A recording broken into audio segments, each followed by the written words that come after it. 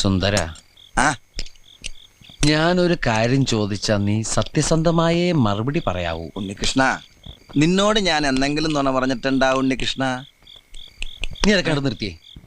എടാ, ഒരു ബാങ്ക് തൊഴിലാളിയുടെ മകളെ ഒരു ബസ് മുതലാളി കല്യാണം കഴിക്കുന്നതിനെ കുറിച്ച് എന്താണ് നിന്റെ അഭിപ്രായം?